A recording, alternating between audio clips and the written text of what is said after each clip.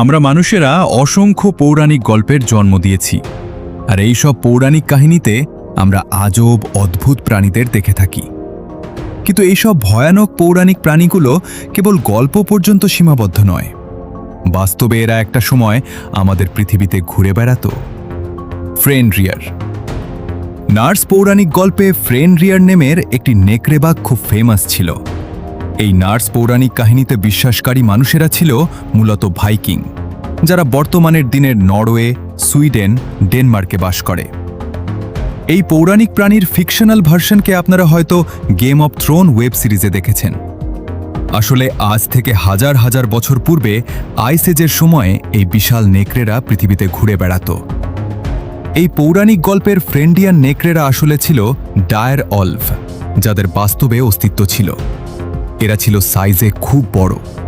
আজকের দিনের গ্রে অলভের থেকেও প্রায় 50% সাইজে বড় ছিল। তাদের মাথার সাইজ ছিল বাকি নেকড়েদের থেকে অনেক বড়, আর এদের চোয়াল ছিল অনেক পাওয়ারফুল। এরা প্রাচীনকালের বাইসান, ঘোড়া, জায়ান্ট স্লথের মতো বিশাল প্রাণীদের শিকার করে খেত।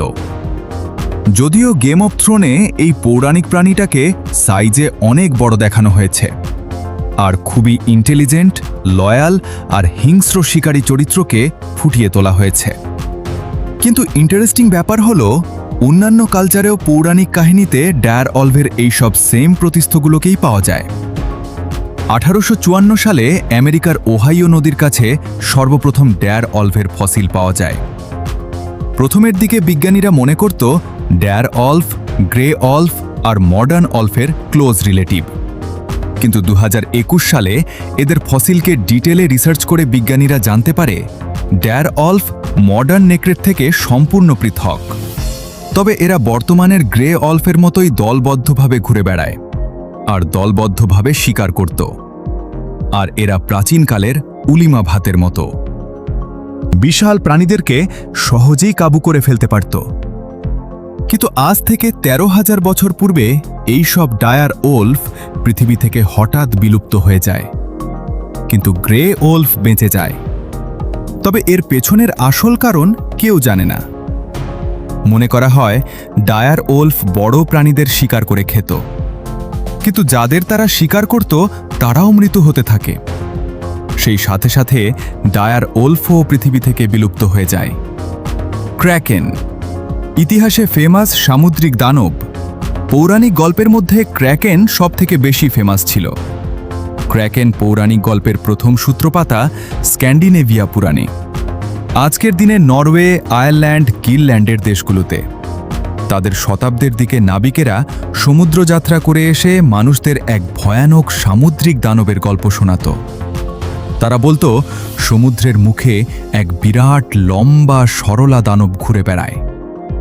তাদের মতে এই অক্টোপাসের মতো প্রাণীটা এতটাই বড় যে এরা তাদের সুর দিয়ে তিমির মতো প্রাণীদের নিলে নিতে পারবে। এমনকি বিশাল বড় বড় জাহাজকে তাদের সুর দিয়ে জড়িয়ে ভেঙে দিতে পারবে।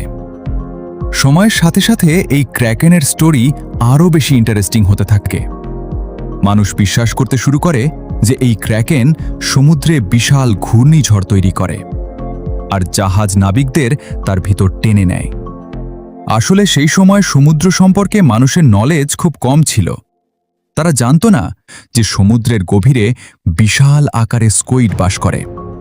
কিন্তু যখন তারা সমুদ্রযাত্রার সময় হঠাৎ ভাগ্যের চক্রে এই ধরনের বিশাল প্রাণীদের দেখতে পেত, তখন তারা বিশ্বাস করে নিত যে এটাই হয়তো সেই সামুদ্রিক দানব ক্র্যাকেন। কিন্তু এরপর 1853 সালে ডেনমার্কের বিচে একটা বিশাল আকারে স্কুইড ভেসে আসে। এটাকে দেখতে অনেকটা পৌরাণিক গল্পের ক্র্যাকেনের মতো। এর বডিটাই ছিল প্রায় 20 ফুট লম্বা, আর সুরের দৈর্ঘ্য ছিল 35 ফুট।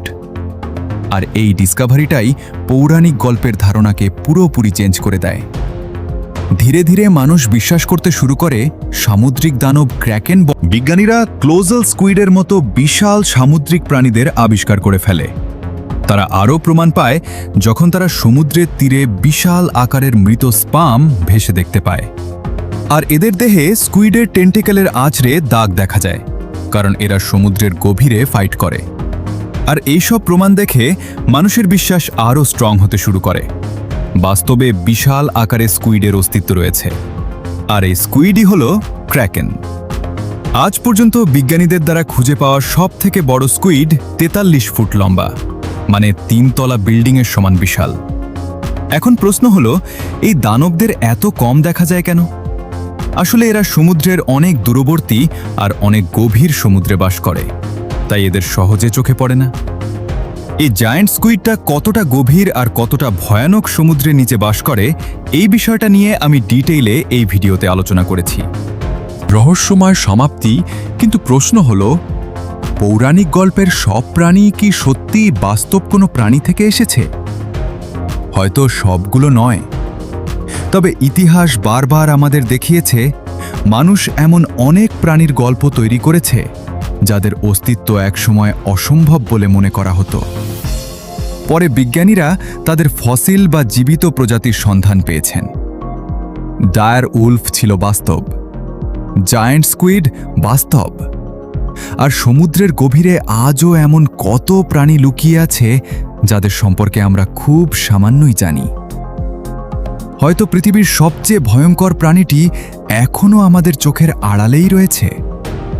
তাই পৃথিবীর প্রাচীন পৌরাণিক গল্পগুলোকে শুধু কল্পকাহিনী ভেবে উড়িয়ে দেওয়ার আগে একবার ভাবুন, হয়তো কোনো কোনো গল্পের পেছনে লুকিয়ে আছে এমন এক সত্য যেটা বিজ্ঞান এখনও পুরোপুরি আবিষ্কার করতে পারেনি।